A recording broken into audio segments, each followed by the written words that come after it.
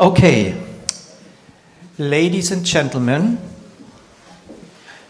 we're coming to the final act, and so to say, as a keynote, is somehow always kind of the main act for at least the evening of such an event. And I'm very much delighted to welcome Joanna Kusiak.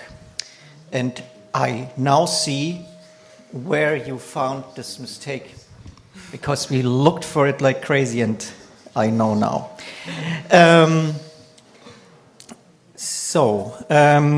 Joanna is a PhD. Dr. Joanna Kusiak she's an urban sociologist and a fellow at the Center for Research in the Arts, Social Science and Humanities, what's funnily called CRASH. Well, at the University of Cambridge. Her book, Radically Legal... United Kingdom or United States? Cambridge, UK. Cambridge, UK. Thank you, Hubert, for making that precise. We could not have slept without knowing that. I'm just kidding. Her book, Radically Legal, Berlin Constitutes the Future, at the Cambridge University Press 2004, published the year before, 2023, 9 Dots Prize for Thinking Out of the Box about Contemporary Social Challenges. That's all we know about Joanna Kusiak. No, I'm just kidding, but that's all I want to read out. And instead of using any more words, I would like to give you the floor.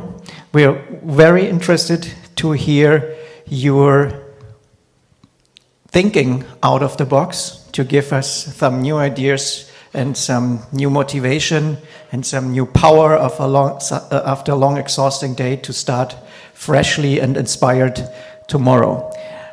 After the lecture ended, please be seated. We will have the chance to ask some questions, to get answers to some questions. We will also invite our keynote speaker for tomorrow, Lenka Bugarova, on the stage. We will sit a little bit and talk a little bit, and you will need this little patience, and then after that, then there will be the reception with drinks and more dimmed light and nice conversations. So that's probably what you will be awaiting, what will await you, and I wish you please enjoy the keynote by Joanna Kusiak.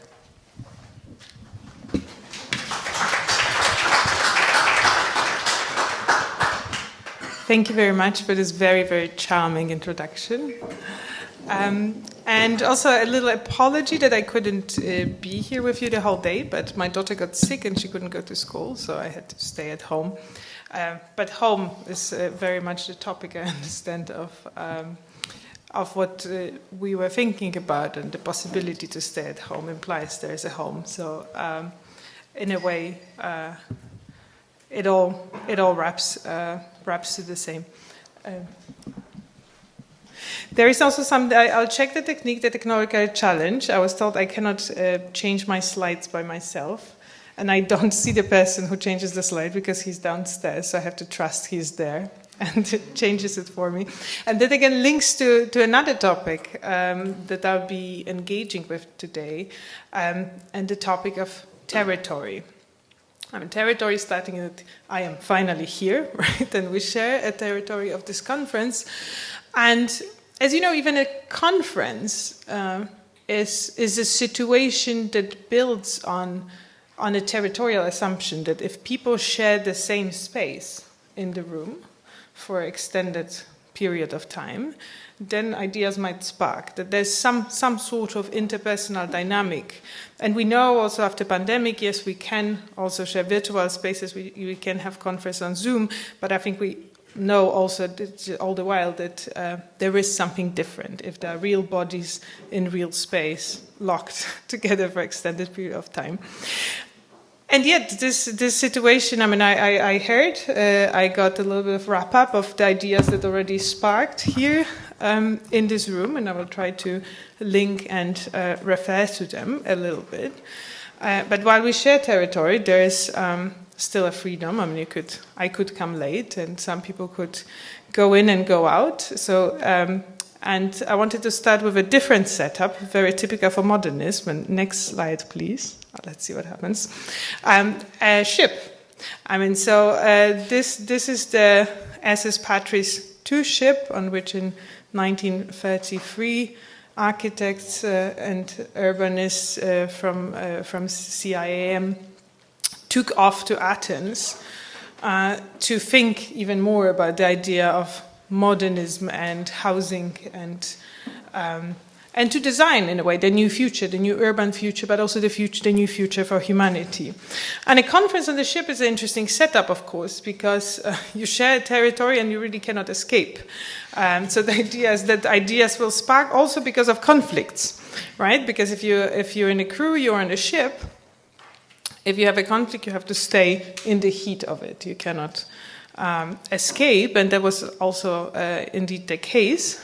And then the ideas spiked and produced this big document of the Athens Charter, as people were engaging with each other from the beginning of the end. Here you see the Corbusier as one of the most prominent figures there on that ship.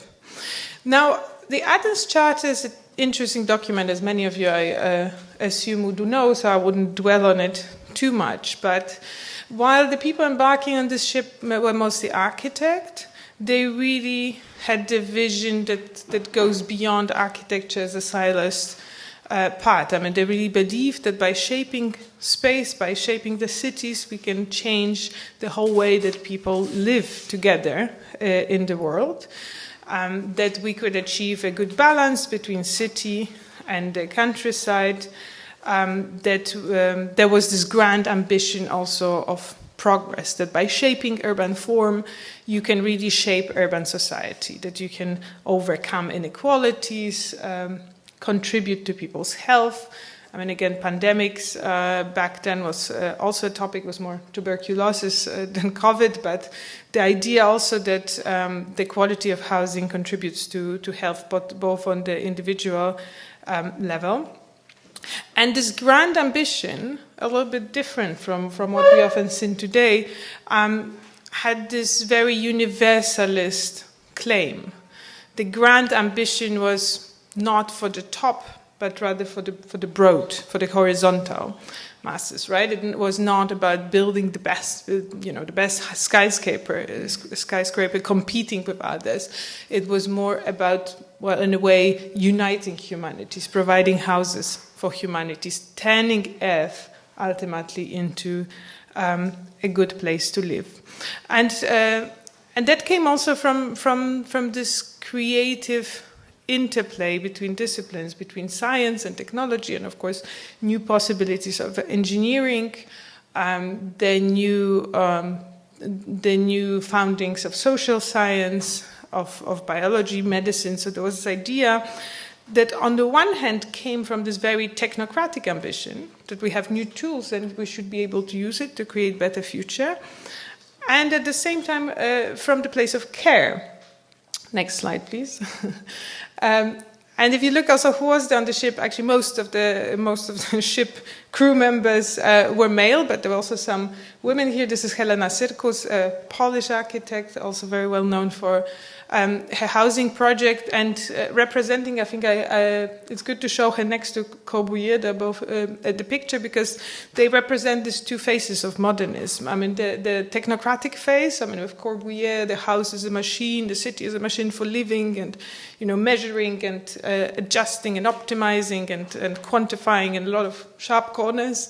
And then Helena Sirkus and this more ambition of care, like of having kitchens in which families can cook, having bathrooms that have windows that you can open and it doesn't mold. I mean, having green spaces where kids can run or where communities can gather. So there was this idea of both technique and the care, and this going all the way to down to the popular level. There's this prominent quote that I found in the Athens Charter. They would say, "A butcher would be condemned for the sale of rotten meat, but the building codes allow rotten dwellings to be forced on the poor." So there's this idea of quality, that care and ambition comes with quality, and a quality that is a popular product. I mean, this was very much, the ambition of a good quality mass architecture. And already back then, there was this growing realization that there are speculative forces of, contemporary capitalism or the profit-driven architecture that creates inequality, and that the role of the architect is in a way to counter it and to create a different ambition. That just like we wouldn't sell rotten meat, we shouldn't sell rotten houses. Next slide, please. And just again to continue on these two sides of modernism, this is one of my favorite modernist estates. It's very close to where I live in Berlin, so it's the first also big Bauhaus modernist estate that I discovered by myself when walking through Berlin as I first came there in 2007. This is a Bruno Taut Karl Legin estate in Prenzlauer Berg, and this is a very good example of precisely this combination of technique and coolness, but also warmth and color and joy. I mean, Taut was also specialized in architecture that highlights color. He said that part of functionalism is actually joy. Joy is also a valid function, just as the more technocratic function. And if you look, maybe next slides here. This is an apartment of my friend Felix, who still live. I mean, this is still one of the most loved estates to live in contemporary Berlin. Interestingly enough, when Taut designed this estate, again, he thought about pandemic. So people who spent the recent pandemic there were actually beneficiary to these big spaces, the big loggias. Their quality, like the way he thought about it in the details was even that the apartments have 4 different sizes, and the bigger apartments have smaller loggias. The smaller apartments have the biggest loggias to equalize a little bit. And there's this joyful design gimmicks, like in each loggia there's a door, and it was Taut thinking about Christmas. I mean, this was supposed to be like some sort of storage that in winter, when people buy a lot of food for Christmas, could double as an extra fridge. So there's a lot of this very detailed, joyful design, which was funded by a form that was once corporate and not for profit. And so GEHAG was the body, formerly a corporation, but a non-profit corporation, whose shareholders were explicitly non-profit entities, mostly trade unions, but also urban entities. They made a good use of the corporate form precisely to channel all the resources for the better quality of architecture. This was built very, very quickly, also in contemporary standards, and maintains very good quality. I mean, this, just like other Bruno Taut's estate, is also on the UNESCO World Heritage List. The next slide, please. Oh yeah, this is one of the colorful balconies and loggias. Next slide. And then there is this other side, and especially so the Taut architecture was built, as you see, like end of 20s. And then when we think of later critiques of modernism, or what is perceived worldwide as the demise of modernism, then often what is shown is not the Taut-like estate, but the big concrete prefab estates. I mean, the biggest, this is Pruitt Igoe in St. Louis.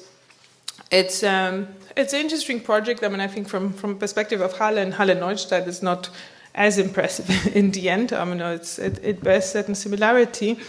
But it is interesting because it became world famous because architect Charles Jenks name the moment where Pruitt-Igoe, just after 17 years of being there, was destroyed. He saw it as the mark of the end of modernism. That's where the ambition ended, and then where the discrediting of modernism on a big scale started. However, if you look, next slide, please. Yes, here you see the moment of destruction.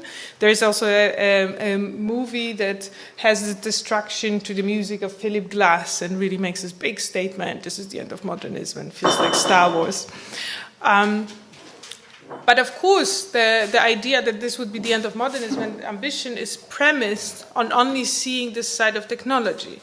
And as many critics since pointed out, and from what I heard, this has been very prominent already in our discussions in the room, that the failure of this is not just a failure of architectural form, it's mostly a failure of care and maintenance. So what happened in the case of Pruitt-Igoe, I mean, these buildings were part of moving the ghetto, and the assumption was that if we put architecture there, then we don't need to do any social policies. We don't need to do maintenance work. So very quickly, I mean, the things were broken, that they weren't replaced. And it went from, there's a very touching movie about the story of Pruitt-Igoe called The Pruitt-Igoe Myth, where we see interview with the first inhabitants who literally with tears in their eyes tell that moving in there was one of the most beautiful moments in their lives, because it was this moment of hope for the better life and of the fact that someone actually cared for them. And then it flipped to the other, because the buildings were not maintained, they were left abandoned, where things were broken, they were not fixed. There was no social support, no social policy, so it reverted in a sort of like concrete slum. And I think we know it, there's enough of this big scale estates now to see that their fate is very much depends not that much on the form, but on the social content of the architecture. I mean, there's places like this in Warsaw that, I mean, not of this scale, but that function wonderfully because there is a social mix in them. And then there's smaller places that do not function that well because they lack this care and support. However, I mean, this moment of discrediting modernism also came together with the collapse later and discrediting of state socialism. And there was this weird flip from the discrediting of state socialism to the overall discrediting of social state, as if the one is always identical with the others.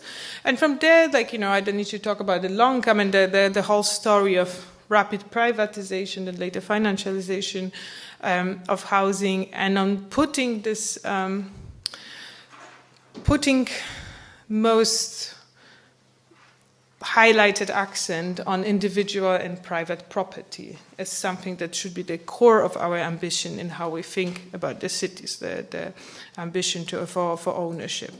And yet, it was this big drive to privatization that ultimately led us to the situation now that where housing crisis is a global phenomenon.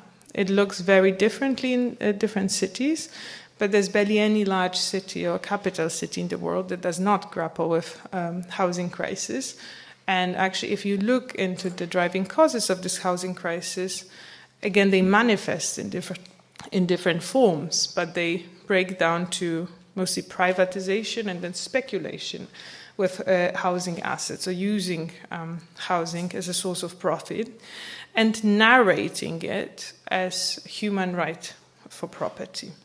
But is it really the human right to property? Or it is fair to ask, if property seems so sacred and really utterly important for many people, I think also in the room, what really is property? And does privatization and financialization really protect property?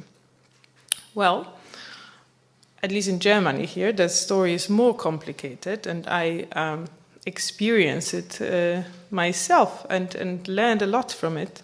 When I moved to Berlin, and after a few years, I went into a legal conflict with my landlord, who did try to gentrify us back then as a shared flat of a group of students from our apartment. And thanks to the Mietergemeinschaft, I went to the court. Long story short, I won with my landlord 4 times. I still live in the same apartment in Berlin. The whole story is described also in my book, Radically Legal, as an intro to precisely to dwell into these legal issues of property. And I think by far the most interesting fact about the German law and property is that, and very not well known even by the Germans, is that a tenant has property rights to the apartment. These are not ownership rights, like in the civil code, but these are constitutional property rights. And I experienced it indeed when I was in the court in my landlord. Namely, as a tenant, I am also a property holder, just like the owner of my apartment. He also holds property rights. These are different property rights, but both are actually property rights. Because in the German constitution, the right to property is mostly linked to personal freedom. I mean, the whole German constitution, das Grundgesetz, is a very interesting document, also historically. It was written in 1949, as Germany was raising itself back out of Nazism and National Socialism, and this produced a situation where people were, very aware of what could go wrong in a country and on a territory. And the biggest ambition, I think, of these mothers and fathers of the German constitution was to find many different ways to prevent it. And therefore, I mean, the German Grundgesetz is very Kantian in its spirit. I mean, the first article goes right to the right to dignity, which is in a way a legal interpretation of the Kant's categorical imperative. And this human right to dignity is inviolable. And right then, the second article that describes the right to freedom expands it again, almost directly quoting Kant, that part of the right to freedom is the right to personality, namely right to free development of our personality as a moral being. And for that, further down the line, Article 14 protects property as a right of this little piece of a territory that allows us to develop our personal freedom and personality. And I think in this most direct, personal way, we know it very well. I mean, to have a home is to be free, to become who you want to be in the world. And I think in the contemporary crisis, I mean, people who have mortgage credits that they cannot pay or they struggle to pay, people who are threatened with eviction, or simply people who are just insecure in their way to housing, they do not experience the full freedom. And again, these are not social rights, these are indeed freedom rights. Even if you look for the freedom of entrepreneurship point of view. I mean, if you think about who really has a freedom to risk in a very courageous startup idea, these are not the people who have 30 years of mortgage, who need to have as secure a job as possible. I mean, this freedom to really use your personality to the fullest and to be who you want to be in the world is directly linked to having this little piece of territory that is called home. And that is forgotten, but very poignant piece of the German constitution. And so, in 1993, the Constitutional Court in Karlsruhe really decided that this personal right to property, as expressed in tenant rights, is actually more important than the right of the owner to make profit. That's where for the Germans who know more the context, that's where the Eigenbedarf comes in, so the right to use the property. So the owner can evict or can finish the contract of a tenant if he or she wants to live in this apartment on their own, because then it becomes also very personal right of the owner to live, to really use this apartment. But just for the sake of profit, you cannot terminate the contract just because you want more money, you want someone else to pay more. This in Germany is indeed not a constitutional thing to do.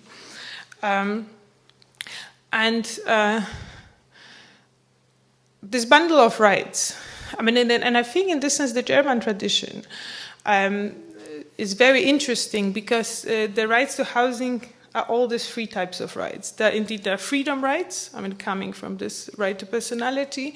There are social rights, because there has been also an effort throughout the years, especially after the two wars, after the housing shortage, to make sure to house also those who are less well off, to provide this freedom to everyone. And again, yet another legal or fact from German history that is not that well known. The affordable housing policy in Germany after the war was also very strongly an economic policy. This was in fact part of the Marshall Plan, with the idea to strengthen the German economy by providing affordable housing. And it's actually quite logical. So the idea back then was that if you provide affordable housing, then you can keep the salaries of workers relatively low without risking social unrest, and therefore you make the export price cheaper, and that's how the German economy grew, on exporting a lot while providing cheap housing to its workers. So the system functioned quite well for a long time until something changed and a new type of property claims emerged on the housing market, namely the corporate property rights. In Germany, unlike in Poland, for example, or most of places in Eastern Europe, when the housing was privatized, for very much the same formal reasons or formal arguments like in other countries, the neoliberal triad of privatization, austerity, cutting costs, selling of land, it was not privatized to sitting tenants, but it was privatized in big portfolios to private equity funds or to large corporations. And this, even if it might seem privatization, this actually changes the story entirely, because corporate property is technically actually not property. Formally, legally, it is named property, but in terms of material relations, it is not. And this was noticed already in 1932. There's one still the most quoted actually book in the corporate history is a book by Berle and Means called The Modern Corporation and Private Property. And there there's two professors of law, one is the lawyer, one is the economist. They describe corporate property as something that's as ingenious and dangerous as a nuclear bomb. Where they say that the corporate form actually blasts the atom of property by separating the person from territory, from the idea of property.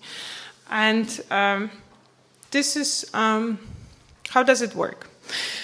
Normally, the classical liberal understanding of property is like if I own my shed, the property is some sort of relationship between me and a shed acknowledged by all of you, the society. It's not just between me and my shed, because all of you decide it's not mine, then, probably I wouldn't be able to hold it, right?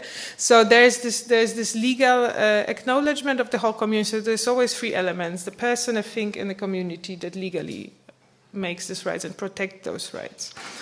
All of these links between the person and the thing, and the person and the community and the thing in the community are really blasted in corporate property.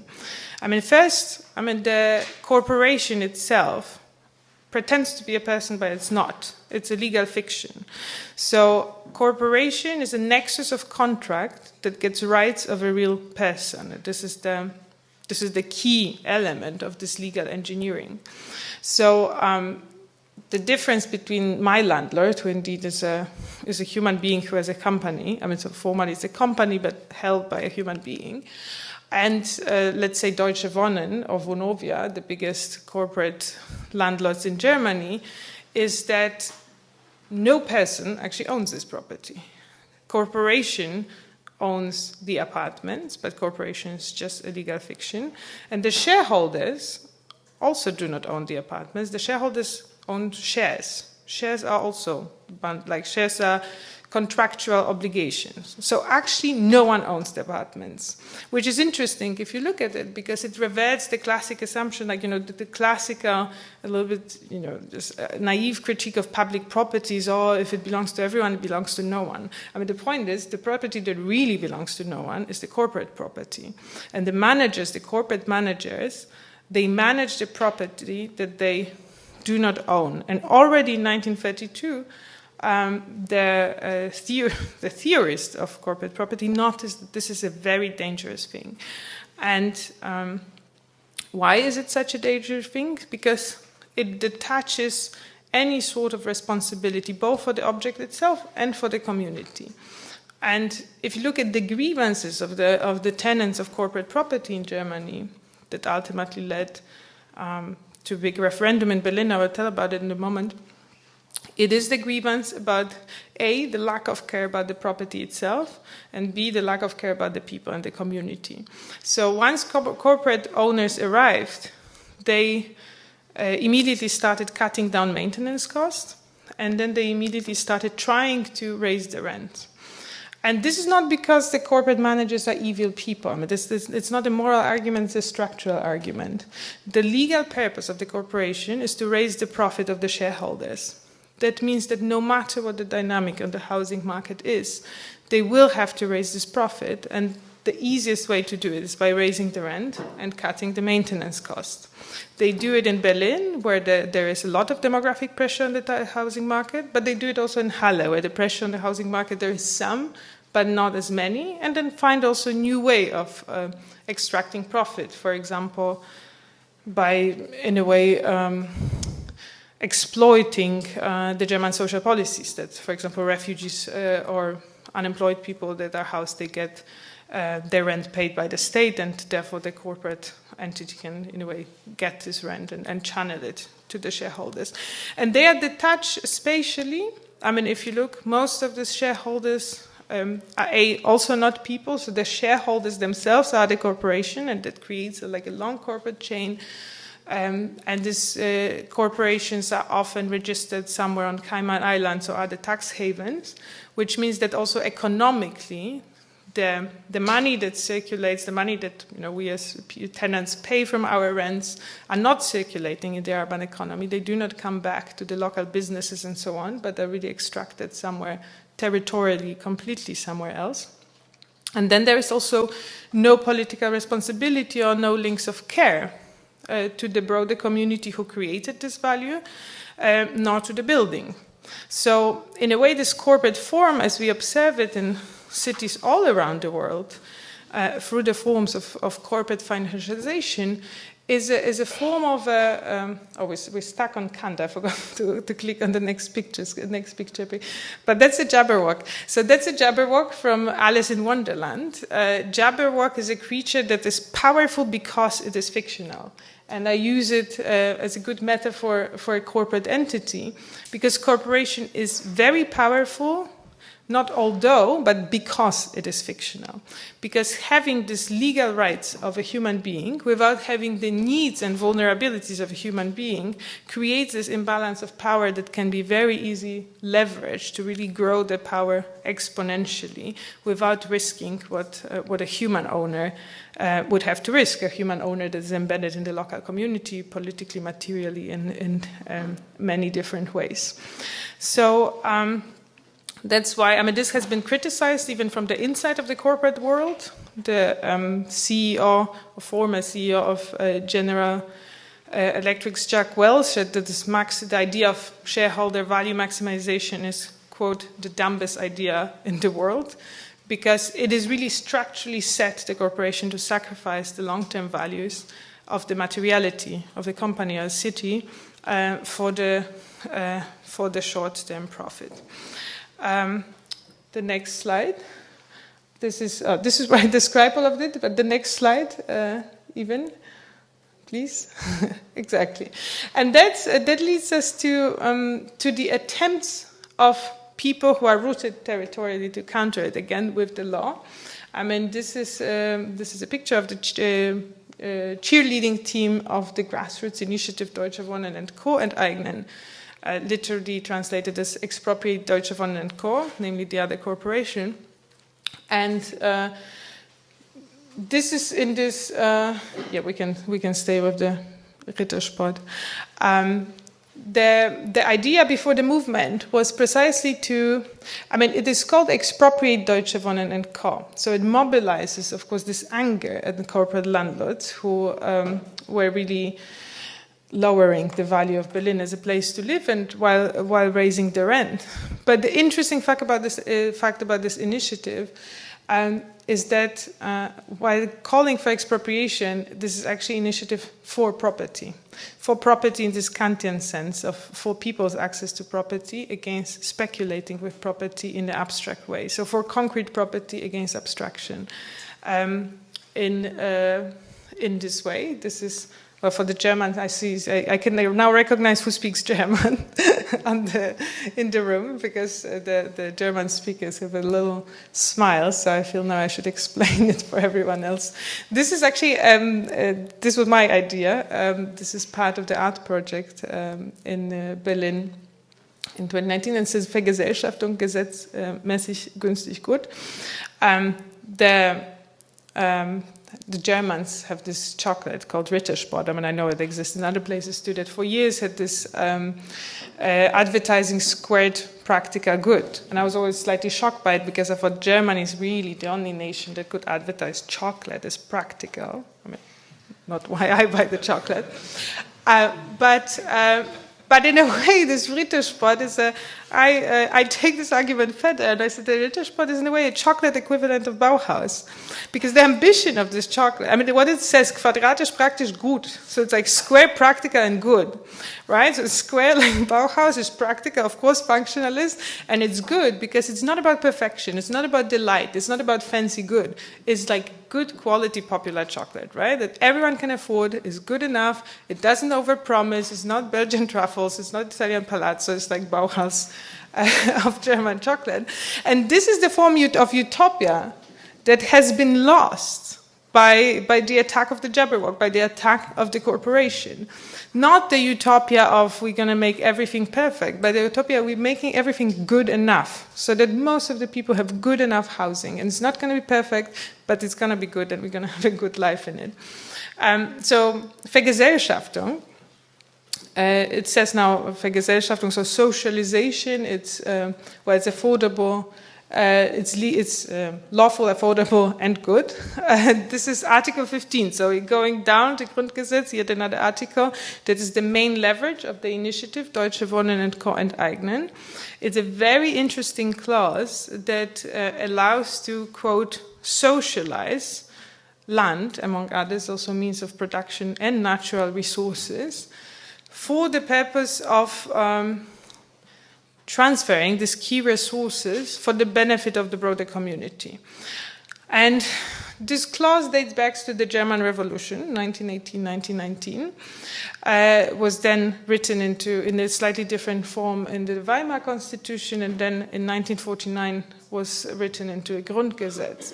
But the interesting history of this clause is also, so what it allows, it's legally utterly innovative. I mean, no other constitution in the world actually has a fundamental right that is a collective right, not individual right. This is in itself worth mentioning. Because socialization is a right, but for the whole community, not for one person, to deprivatize, in a way, transfer a big pool of resources, again, not one building, but a big chunk of resources, from private to public ownership that must be at the same time democratically managed, for the purpose of upholding common good. And in 1949, when the discussion were led, I mean, in the parliamentary council that wrote the constitution, this clause was very much fought together with a very fresh memory how big business supported Hitler in coming power with the donations in many ways. And with the idea that just as we divide power and allow powers to keep each other in check in democracy, that we have courts separately from political bodies, right? Like that there's this classical free division of powers in democracy. Economic power should be part of this mutual check. That economic power, just as political power, just as legislative power, is a form of power. And if it runs wild, it can become dangerous for democracy. So this clause was meant as a tool to prevent so-called the misuse of economic power against democracy. And of course, back then in 1949, I mean, this was very much conceptualized in the national frame. again, thinking of big business and supporting Hitler.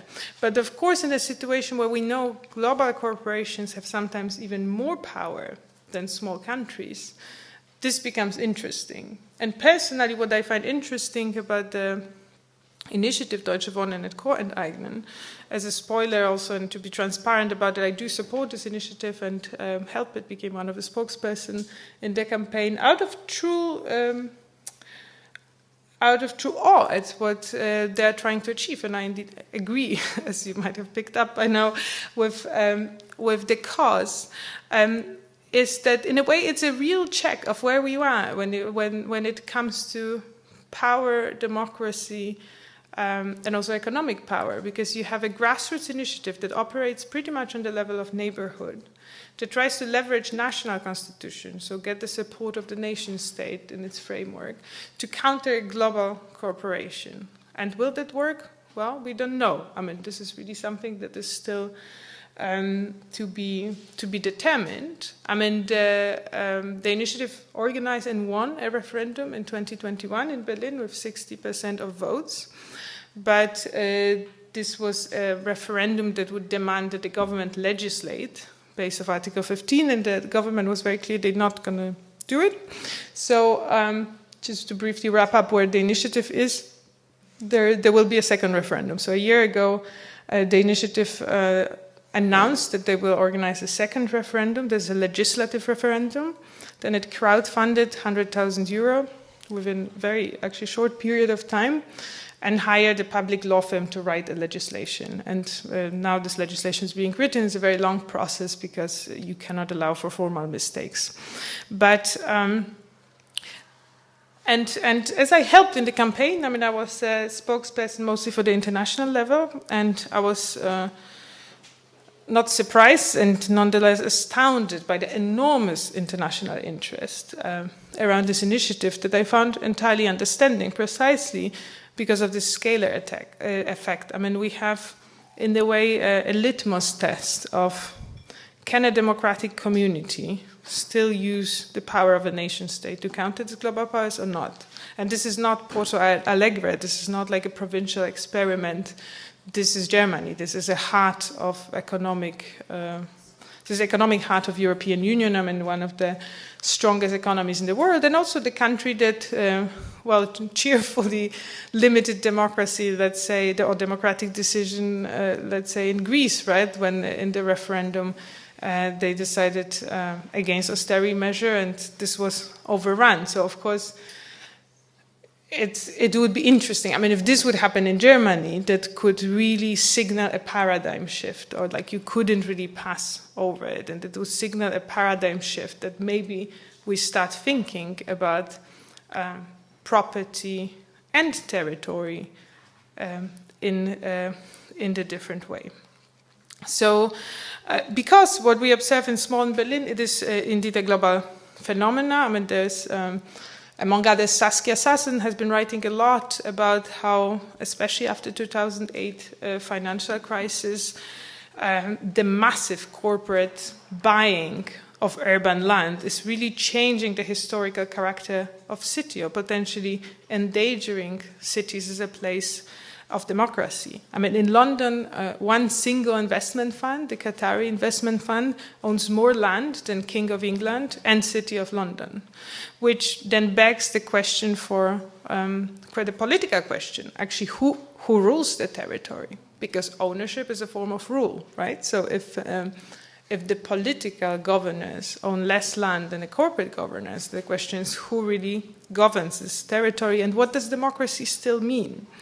And we see this tension. I think they manifest themselves, and they bring effects, of course, with what we see in the world politics. I mean, we have, on the one hand, this domination of very abstract corporate entities that are not rooted in the local communities, and that they use their power without the strings attached to make a decision about what's happening in the territory.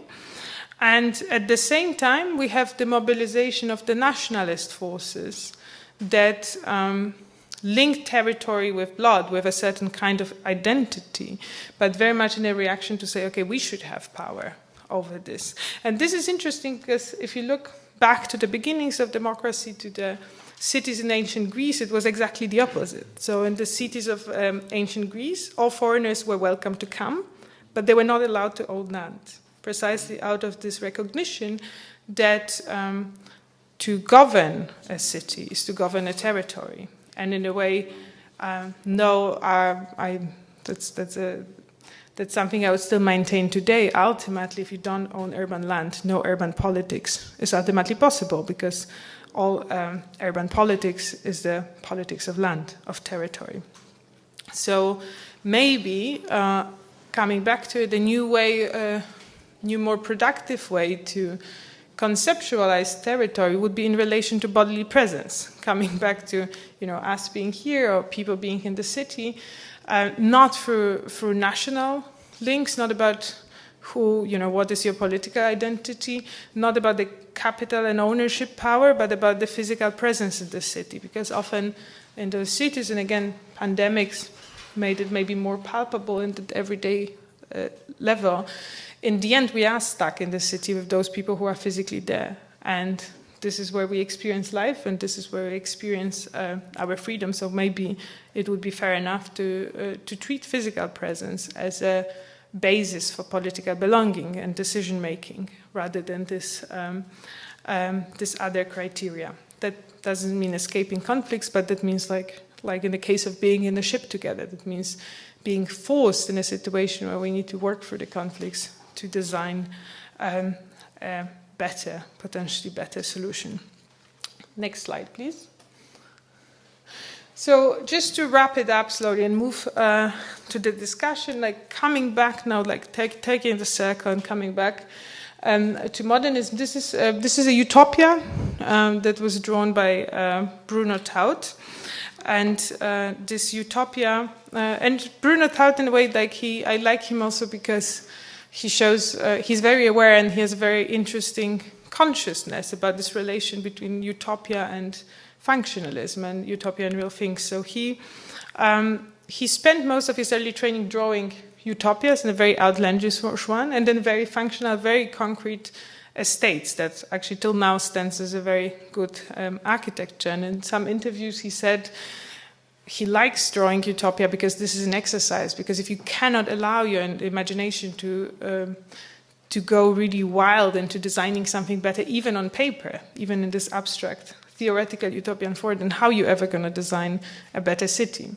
And then when he participated in urban exhibitions, he very consciously exhibited his utopian pictures like that next to his functionalist thing, also as a trick of marketing, to be fair, because the journalists, they like something outlandish, and then they paid more attention also to the other projects. Next slide, please. And so I wanted to end also a little bit more personally also on the earth and on the ship, as I actually spent parts of my yesterday also preparing an application for a ship. I actually I plan to set off to the Arctic Circle on an expedition ship together with my best friend, who is one of the world's leading energy specialists and specialist in climate crisis, and we want to write a book together about how to the main thesis being that the only way to solve housing crisis is to make everyone feel at home. Because Earth is our home. I mean, especially this is as seen from afar by the astronauts, we realize that this is our home. But also, I mean, if Earth is ultimately the home of humanity, then you realize that designing a better future, overcoming crises that is as global and massive, is premised on care. And people only care when they're cared for. And therefore, in a way, you cannot solve this big housing crisis if you don't make people feel that the earth is their home. So I hope you wish me luck on the ship. And I wanted to finish with another quote from Bruno Taut that resonate, I think, also because we are in a very troubled time. Just like Bruno Taut, who was writing in the 20s, where just after the First World War, and the second one was in a way already sensed as a real option. He argued that maybe to design a new utopia could be a visual reminder for people that all these destructive forces, the enormous resources and the enormous creative energy that goes into destruction could also be channeled into this most beautiful vision of creating a better world. And then he wrote, and if one succeeded in directing these destructive forces into another, more beautiful channel, then the whole earth would become like a good apartment. Thank you.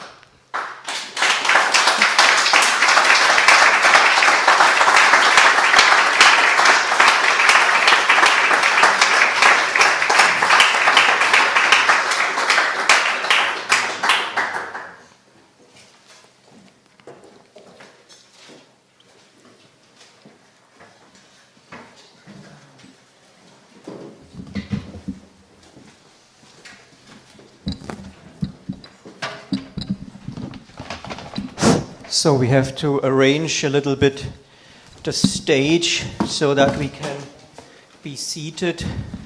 I also ask Lenka, she's already here, to join us. And well, and to kill a little bit the time, I like this metaphor with the ship, and you're on the ship and you can't escape the conflict. And sometimes when I'm in a big trouble with someone, I'll have to fight, and then it was my money. It was put under to level the podest.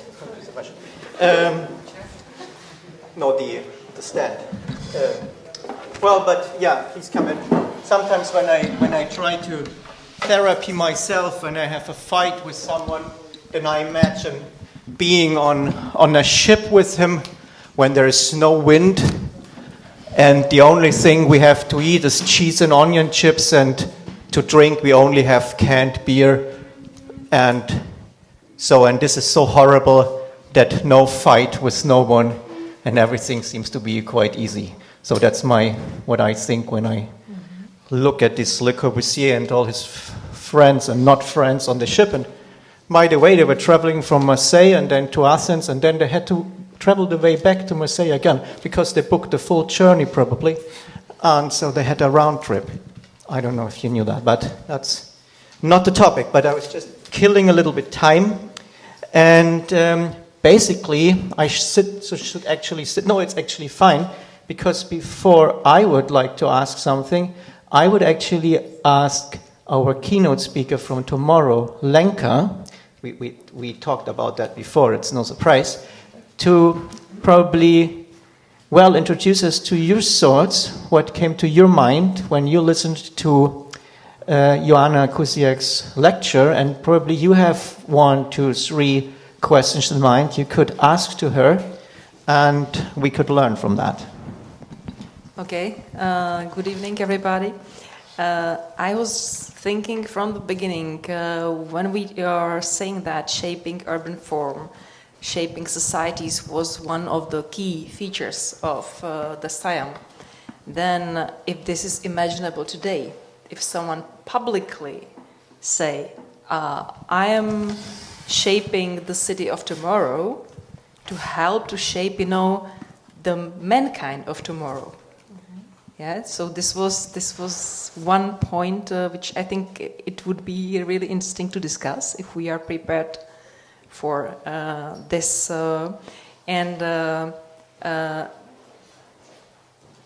After we spent the whole day discussing the qualities in mass housing ensembles here, and I think that we've mentioned quite a lot of them.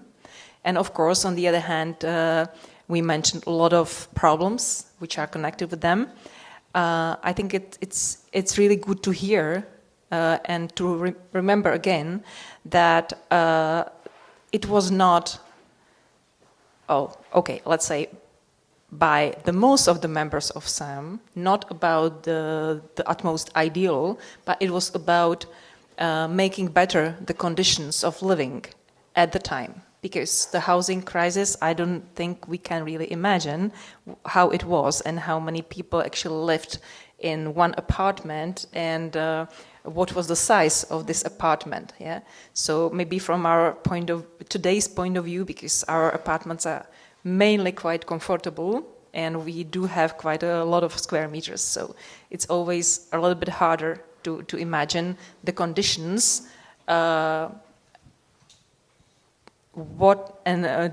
what reacted the not only architects but also sociologists, but the people who were actually on board of that ship.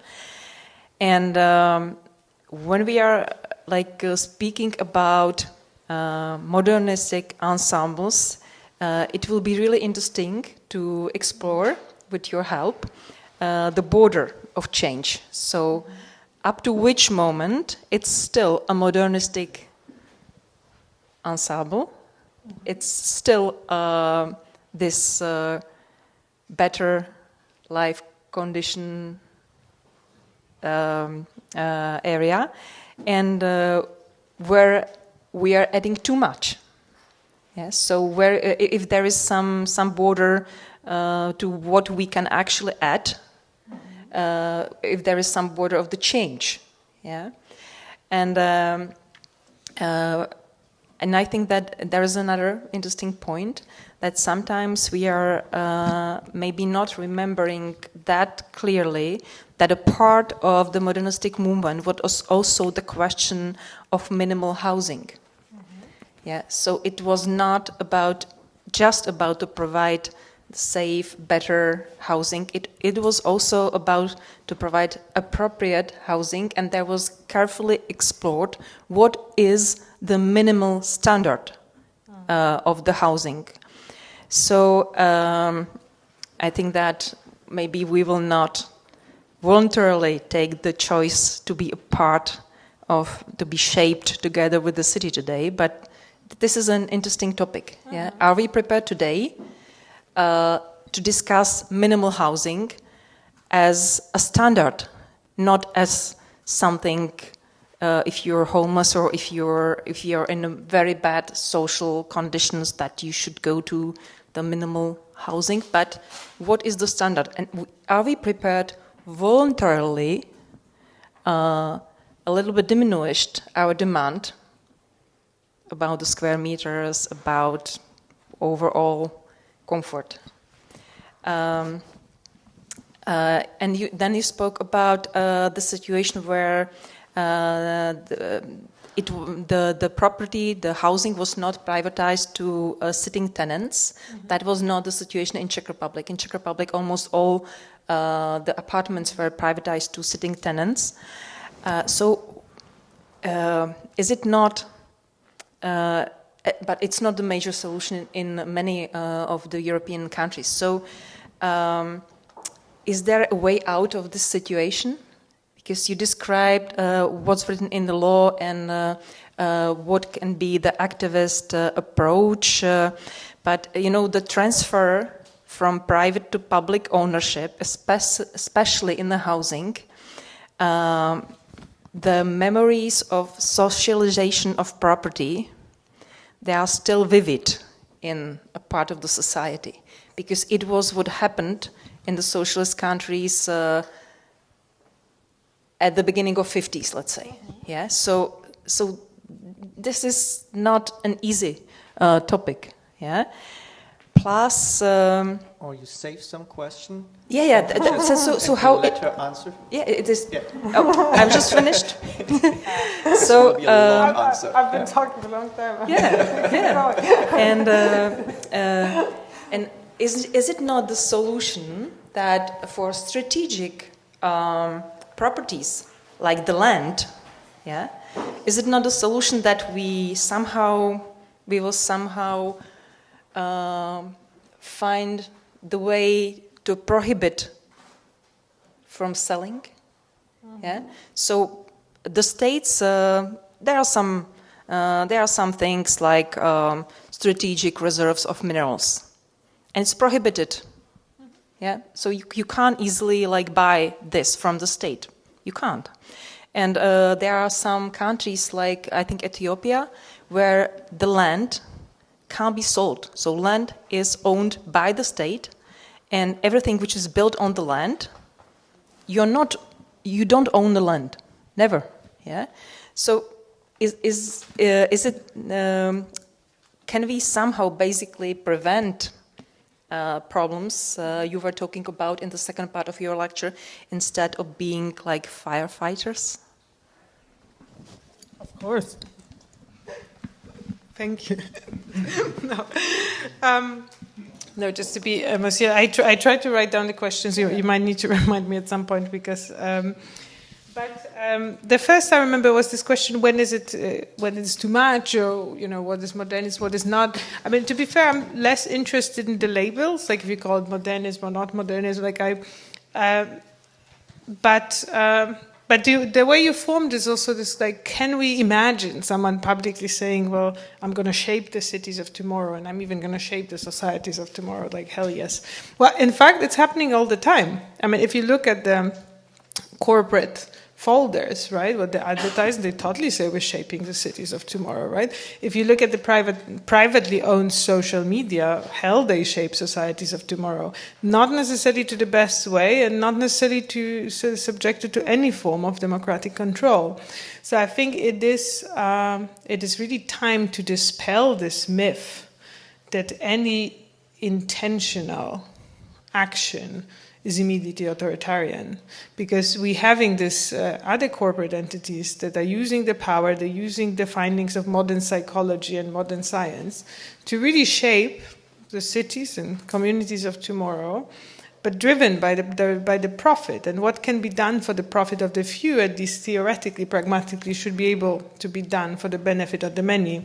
It's just no one is, like, there's still the myths of the and of course you're right, like, I don't want to, I'm Polish too, I don't want to, like, diminish the difficult experience of the past, partly authoritarian past. At the same time, I mean, the so-called the Western democracy right now is not free of this difficult experience, right? And if we look of how this unrestrained power influences societies, right? This direct link with social media advertising and suicide rate of teenage girls, right? Like, there's solid academic research on that. There is solid academic research on saying that the speculation with housing on financial market subordinates the purpose of housing, actually to house people, to purely speculative aims. And then you have situations like in London, where you have thousands and thousands of best quality apartments being kept purposefully empty so that no one lives there, so that the price is higher and someone can make even more profit on them. So this is all kinds of you don't need authoritarian system formally for the authoritarian stuff to happen within the system. And I think that's why I myself tend to not use or not spend too much on labels, even like capitalism and socialism, and see this all as a collection of policies and see where we need to find the balance, right? I mean, the Nobel Prize winner economist Elinor Ostrom, again, like, was very good in dispelling this myth that the main cutoff is between private and public property. I mean, she links property to management, and I think we've seen it, like, public property can be very well managed, can be terribly managed. Private property can be also very well managed and very terribly managed. So it's not about that one is good, one is bad. That, of course, make it cognitively more difficult, because it's very easy to decide up front what is good and what is bad, and then you don't need to look closely. But I think, unfortunately, the utopian challenge of fixing it is really looking case by case. And in a sense, I think one of the tension I tried to show through the lecture was this tension between the concrete and abstraction. Because abstraction is, of course, a very useful heuristic, because we can construct a notion to understand, and yes, it does help us understand things. But if abstraction runs wild, then we forget what is actually happening on the ground. And then we decide up front, oh, this is bad, or this is good, and we don't see what is really happening. I try to address more or less all that you said. There is one more thing. What is the target? Yeah, so The target of what? The target of like trying to point out that there are problems, that there should be maybe a movement which should help to change the policies and the power by the side. So is there any desired achievement which could be described? I think it's a good question because I think part of the problem, especially of academic environments, is over-focusing on critique. Also because critique is a very safe place. I mean, it's always so easy and confident to sit on the couch and say how all the people who did something, they didn't manage to do it well enough. And I suspect in this room most of people are closer to practitioners or have engagement with practice, and all of you know that. Yeah, I mean, once you engage with reality, you have to aim high, and it will never be 100% perfect the way you intended it, and you will discover new things, and you will make mistakes, and hopefully you learn from mistakes, and then keep going. And in this, I think the real functional purpose of a utopia is to show you the direction, to quote Samuel Beckett, to keep failing better. I think that's the target. Mm-hmm. And maybe there will be much more questions. Yes, so I would like to ask someone to take care of the microphones, please. Yeah, probably we need to share the microphones here. Come please to the front. Please come to the front. So everybody who wants to ask a question, please come to the front. Well, thank you for this personal account. Because for the camera, can you where is the camera? please go over there so that we have you in the... Thank you. This? Yes, perfect. So. Well, thank you for the personal account of your experience from Berlin. I'm not an expert in law, or I'm more expert in architecture history, but I have a personal experience because we also live with Robert in Berlin, and we actually live in something that is called Milieuschutzgebiet. Mm-hmm. So, like, if you could maybe list some instrument that the city has, except for an Eignung, that could be used productively, Mm-hmm. Oh, there's the whole range of instruments, of course. I mean, of legal instrument that has been also used productively. And then some of them worked and some of them didn't, right? I mean, I think that, what I started with is precisely that you have this long tradition of the tenant protection law. You have entities like Mietegemeinschaft and Mieteverein that helped tenants to protect themselves, that allow for the wonderful tool of legal insurance. I mean, this is also I haven't mentioned, right? But the idea of Rechtsschutzversicherung, so legal insurance, again, like people in UK or US always stunned, is that if you come to the conflict with your landlords, the insurance covers your legal cost, which is a game changer because people who couldn't afford, who, like say, are migrants, don't have money, they wouldn't risk going to court.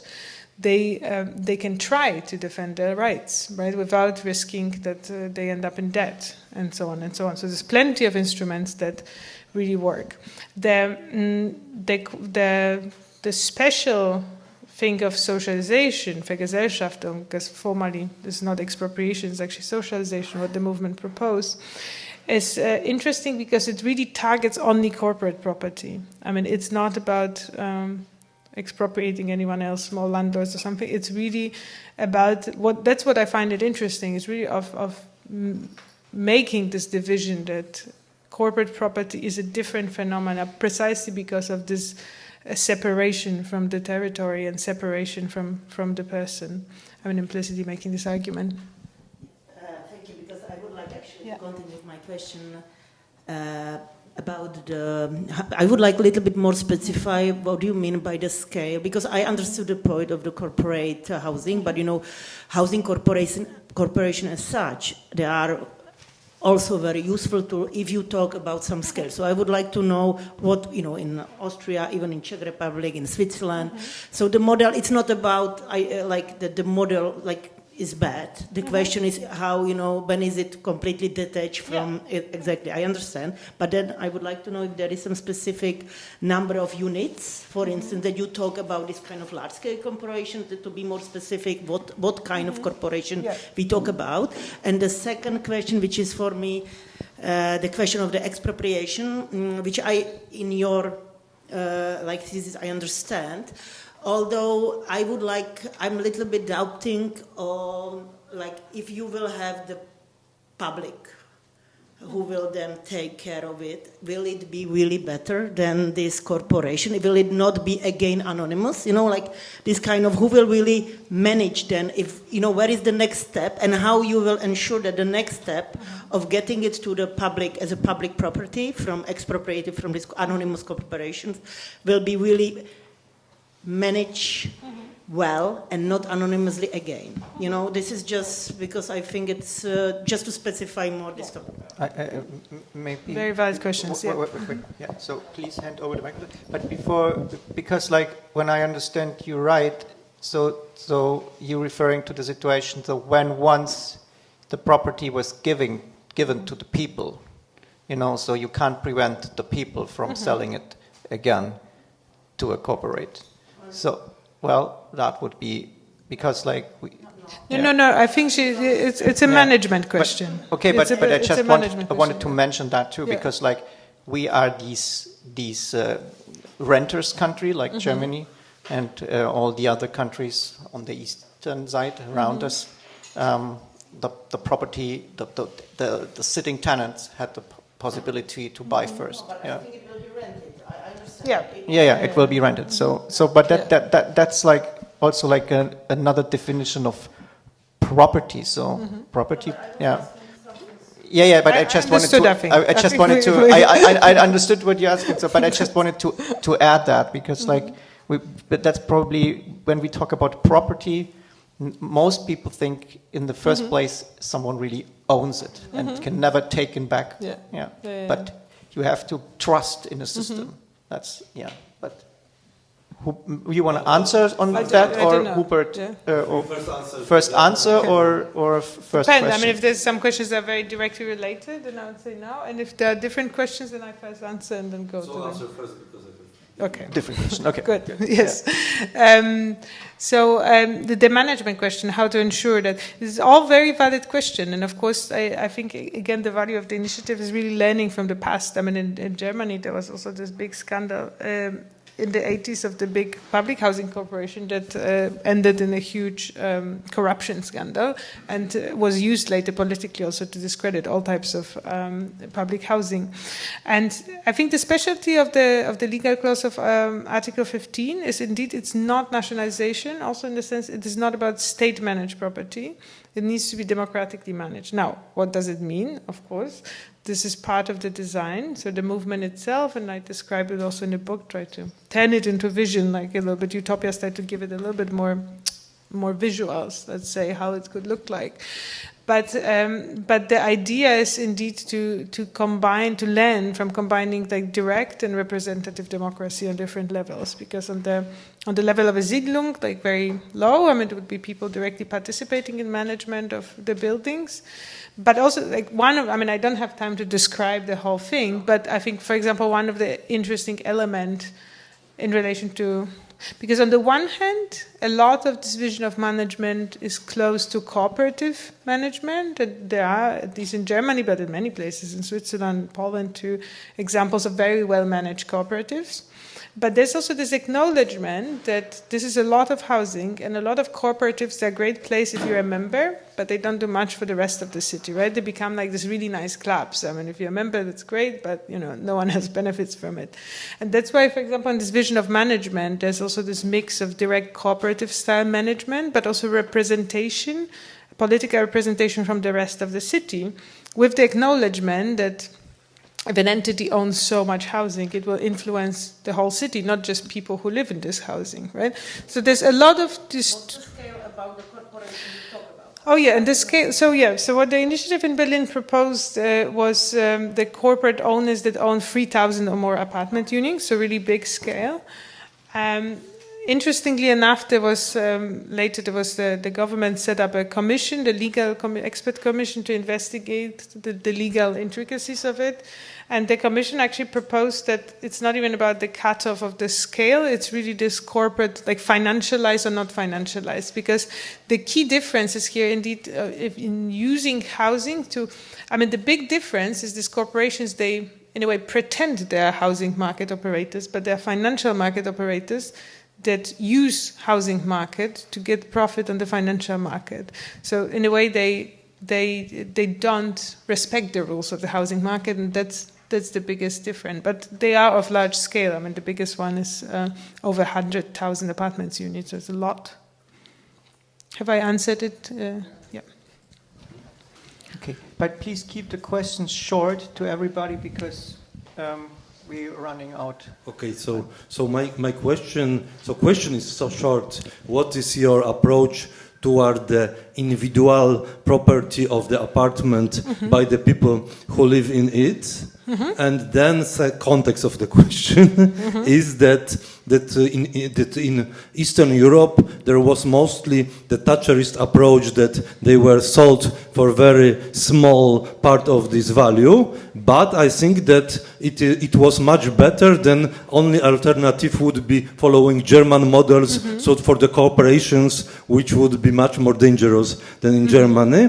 And in Poland, I observe there is a huge movement of people who see that property is bad, and then they do not see a real problem, which is, in my opinion, the monopoly of bank credits and developers. And, for example, the housing program, which was in Poland introduced with not success Mieszkanie Plus, was the idea that people could go to ownership, but finally it was no ownership and there was no public finances. So finally it ended like cooperation with very huge money to pay. So then it was context. But the question is, what is your approach toward the individual, the ownership of individual apartments by people who live in them? Yeah.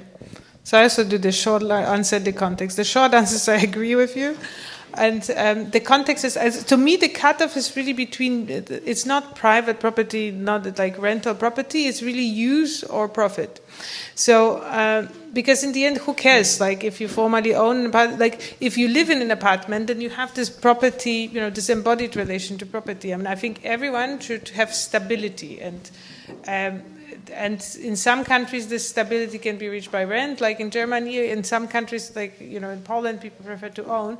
Who cares as long as they own one, right? I mean, the point is, the problem becomes, and I agree, I mean, this is a more intricate discussion, but the Polish support to ownership programs mostly supported banks than people, I mean, that plays into this financialization and mortgage credit and whatnot. But also this privatization to individual tenants, it would have been fine if not for the fact that it ossified the differences, the economic difference between people, because it was also the case. I mean, in 90s, people who had money in the 90s, that in Warsaw at least, they tend to buy a lot of apartment that they now use for rent. And, the problem with property of more than one is that it's very hard to get your first apartment. Once you have 3, it's very easy to get 4 and 5 and 6, right? So it keeps certain people, they will never have property, and then other people are very easy, to grow property, and that creates this inequality where many people don't have any apartments and some people have many. Yes, and then it changes actually the order which you introduced. You were like dignity, freedom, personality, property, and suddenly you would have property, personality, freedom, dignity. So that would speak, when we be philosophic like that would speak for completely get rid of property ownership in that narrow sense. Please, I think Ben was first and done 1, 2, and we take a third. 3, 4. Short, because we're losing already people we can collect for the ground floor. Yeah. Yes. Well, but keeping it short would be difficult in my case, because we could enter in You might say so. Try it. Yeah. Long expert discussion, because the chosen example of the privatization of the GEHAG really shaped the last 20 years of my personal career, because I fought for a cooperative in the Hufeisensiedlung, and now I'm owner of 2 houses in the Hufeisensiedlung. But blaming Deutsche Wohnen, I think, is too simple, but it's a very good example to talk about certain issues and advantages and disadvantages of privatization, and what needs the maintenance. Because for all those who don't know, GEHAG would be, Deutsche Wohnen would be nothing without the state of Berlin having sold GEHAG and GSW at the same time. And they sold it because they don't had the power, the economic power, to do the maintenance. And now the world is heritage estates. 4 of them are former GEHAG property designed by Bruno Taut, are in very good condition, which is of course due to the profit interest of a stock listed company. But at the same time, just to say, well, and Eignen is reducing the discussion to a too simple thing. Instead of, you mean it like, I want to exemplify about the topic that having our own home and living is a too important thing to leave it over to the neoliberal forces of the market and renting. But if it comes to preservation, if it comes to the issues of maintenance, I think it's more complicated in this case. But this is rather a long expert discussion. So I just want to add very shortly that it's not only about modernistic ensembles. It was about any apartment in Czech Republic. Shortly after the revolution, the property held by the state and by the cities was sold mainly to the tenants because they had no money for maintenance. That was the only reason. Yeah, they were practically. I want to complicate it. They were complete. And by some of the cities, it ended up at the certain amount of apartments, but somewhere it went up to 2% of the total amount of apartments, which is a very, very dangerous amount where you can't do social politics anymore, like on the level city. Yeah. So, but I don't think I can say that any changes in the property were bad in the 90s. I'm not talking about the today. So that's I agree. It's a very complicated discussion we are entering. It is. I just want to add my 2 cents and complicate it by saying, because I do not agree with the statement that the cities did not have economic power to maintain it. They did not have a political freedom to use the economic power to maintain it, and that's what the austerity policies comes in. Because it's not that physically there was no money or there couldn't be money borrowed. It was just no political permission to borrow money, and that plays in the whole discussion. I mean, Mariana Mazzucato called it like mission-driven state versus austerity state, because as we know, when the state was crisis, when there's war, there's always some money magically being found. Or political will. Yeah, political will, yeah. Yeah, because if there's political will, a lot is possible, what we learned, especially during the last years. It was a big political sin, so I totally it was a sin, yeah. And then, and when you sold the silver, then some time later you will experience that you broke again.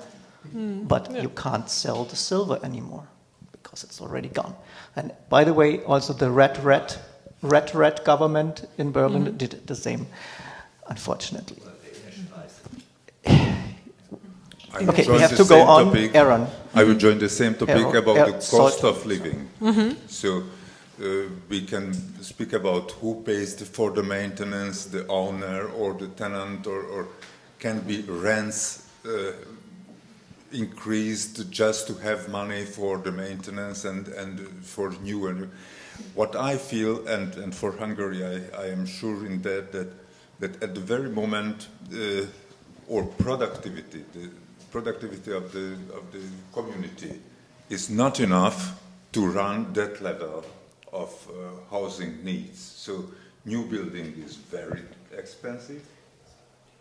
One cannot pay for it, so only a few people. If there is a newly built building to rent, then the rents will be high, and somehow public money should subsidize the whole system if we want to get fit with the salaries and the costs. What to do in these cases when we simply want to live on a higher level, higher expenses than we can produce? I'm not sure if I understood the question. Like, who would be we in this case? Like, we as individuals, we as municipalities, we Society. We as individuals. So. Mm-hmm. We as society. We as society. The whole society has not enough money for the costs of living, neither in the public sector nor in the private sector, and the standards are high. So well, then I would be asked, let's look into why we do not have money, right? I mean, why? That's the whole thing with the complexity of socio-economic question, right? Like, where is the money? I mean, I think one of the problems of the corporate entity is precisely that there's a lot of money that is leaking out of city economy, right? That is not circulating locally because it's being transferred somewhere to tax havens, right? And of course, these are all interconnected problems. So the one slide that I noticed fell off, and it's a pity because I wanted to show, is precisely, we saw the Bruno Taut estates, but also Berlin-based architect Anne Kockelkorn, she wrote a paper, academic paper, like she really went to see what kind of architecture is being built by this corporation, like Vonovia and Deutsche Wohnen. It's extremely poor quality apartments mostly. I mean, they built a little to start with because building is not how you make profit as a corporation. It's too risky, too long term. I mean, for a corporate manager, much easier raise the rent. But also, because it's driven by profit, like they would never have the green spaces like a Bruno Taut or just little gimmicks, like architectural gimmicks, because you save cost on every corner. So it's like, it looks, I mean, the one of the picture I wanted to show is interesting because it looks really like the poor quality Plattenbau, but it's actually newly built by Vonovia like 5 years ago. Because you really have this squeezing of costs. And then you see that with this non-profit situation, you can build better quality because the money that goes in can actually goes into housing and not to someone's profit. It's nothing which is really like this kind of mechanism or methodology is not something specific to housing. I mean, it's the same principle what's behind Starbucks, or it's the same principle what's behind companies buying restaurants. And it's developed concepts, like they call it, and then the first thing is they think, how can we make the buying cheaper, like from the goods, and how can we sell it higher, and then they just milk it, and after a while it's dead. That can you do with a food chain or something? Because, well, then there will be the next coming. You can't do that with houses because you have living people in there, and the houses are also still there. So that's why actually this corporate methodology does actually not fit to housing. It fits to, you can mess around with coffee shops, you can mess around with pizza shops, whatever you can do, and it will also cause a lot of harm, but it's definitely something different when you do it with housing. I think probably that's the big difference when you look at it from this economic strategical point of view. Very short question, because we have to moderate between the interests. The ones already want to drink, the others still want to ask. I'm the moderator, so very short, precise question, please. So I left him first because I was sure my question would go in another direction. I want to perhaps elaborate a bit on climate change. So I loved your speech very, very much. So this argumentation seemed to me so clear why I had the impression in the second half of the day got a bit abstract. So you joined a lot to land or ground. So, first of all, what is our theme, how dangerous it may be if abstract entities own most of the land? That was very clear to me and very important for our theme. Then you had a short in-break into that land from right-wing parties is associated to blood, and so something which we perhaps not discussed too much today, but it's always there. And the third thing, you mentioned climate change, and how do we bring in climate change to which is danger to land and earth? So I would link this together, and perhaps the question which I never can answer myself, that actually why do I have to be faster than others? I always wonder. So why that also there is extinction of species, which is even more dangerous than climate change. I never know how to link that in. So how to link to our theme, housing and land, climate change, and perhaps extinction of species. Mm-hmm. I'm so sorry. You're welcome. Well, I mean, I will. I don't know if I'm going to answer your question, but I will reply. Let's see. I mean, the climate change is almost directly linked in a sense. It is, and I think it's the other way around that too often we forget, right? That this very seemingly naturalized idea of owning property is about owning a piece of earth, right? I mean, and when it comes to linking this in the climate crisis, I mean, you see how short-sighted it is, because ultimately, yes, if we destroy the whole planet, it doesn't matter anymore who owns what, right? I mean, because and this is and it is all interconnected. So if you allow the people who are formerly own land, if you don't limit the property rights, then it might lead to or it is leading partly to the destruction of the whole climate. So this link to property and what does it mean to own, and can you actually own earth? I mean, it's a very valid question, right? And also then coming back down to the scale of human being. I mean, owning earth is owning space, and that's one thing that humans take space, right? Everyone's body takes space, so we need space, and in a way we take space even if we don't own it, right? Like, and that's part of the drama of the unhoused people, right? Of the homelessness crisis, that they're not allowed to take space while they still have bodies. And what do, right? Like, this is the ultimate deprivation of all rights and freedoms. How to link it to extinction of species? I mean, I don't know, to be honest. Like, it's not. I mean, I see extinction of species as part of the climate crisis. It's not like a separate issue. So it's obviously part and parcel. I think to link it more positively, not to extinction, but to cooperation. I mean, it's clear that without being deeply philosophical about human and non-human species, it's clearly that we have the cooperation of all earthly creatures to save the planet. I mean, the trees must work together, and people must work together with other elements of the ecosystem. And I think that the recognition of it, and the recognition that, again, completely erased by the idea of property, right? Because the whole idea of property is still dominated by the idea that humans own the land, right? And how about the rivers? And there is, of course, this happening, but right now it seems at the quirky avant-garde, but who knows, maybe the world will go this direction where the ecological movement would give rights to rivers, for example, right? Or rights to certain species, and who knows? Like, that maybe that's the direction that we're going. Yeah, that's one solution which is discussed, to give them the right to really plead for their right in front of a court. Well, that would be a paradigm shift. Talking about paradigm shifts, and same year. Last, will you please pass the? There are two. I will take both. Yeah. It's fine. Thank you. Thank you for your reflection. Interesting to link the social with the also economical in this conference. I didn't expect that, but it was very, very interesting.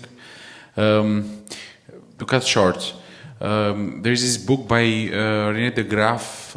It's called Four Walls and a Roof. And in that book, in a short point, but which becomes longer before, he makes the argument that as we are living in a matrix or in a programming system, in this system where for the life of history and civilization, the node that the king, the emperor, the one that is rich, always putting his money into action, made him always richer. In this lineage, modernism, as you mentioned, was this paradigm shift which allowed for professionists, for creators, for ideas to take them further than those rich men, kings, and so on. And as he mentioned, he points this state in time, modernism, as a glitch. And in fact, since 1990, and as you also mentioned, this idea of who is rich will always be richer than for the one that is working for money. So, end of the idea of the graph. What is your opinion on that? On all of that? Yeah, because the paradigm shift. You put us into modernism, but I didn't want to upset Robert and on the boat trip and that. So it will be a very long question or discussion with you on this point. Yeah. But what we can do it later. Yeah, I don't expect my question to be answered now, huh? But it was a good cue, so not to go around later. My answer is yes. Perfect. Okay, thank you so much. And so now that we're through with the questions, and I had no chance to ask any, but but basically I agreed to everything you said, and but the only thing probably I laugh at that you say that you talk about the Deutsche Wohnen enteignen initiative, and I love it that you talk about the scaling, that you say local issues by the power on a national law will have probably a global or make some impact on an international level. I think if it would make an impact on national level, it would be already a big paradigm shift. Mm-hmm. And I do not know if it will happen on this international level. There's one example, our German step away from atomic power. Mm-hmm. I would have hoped that it makes a paradigm shift, and I don't know, because like there's this saying about the German fear, and I would say, well, the Germans are afraid of economics, you know, and that's like what I fear, but I'm completely for it. But I'm just like want to put a little bit water in the wine. You will have pure wine afterwards, but that's the only water I want to do in that wine. But yeah, and I'm sorry if this is a sad ending, but yeah, well, to even say something more, who knows who was the architect of Bruit Aigui? Don't tell who, but just raise your hands because it's of Bruit Aigui. Some, yeah. It's funny. It's the same guy who built the World Trade Center.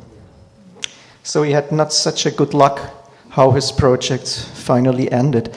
And by the way, it was started to be built.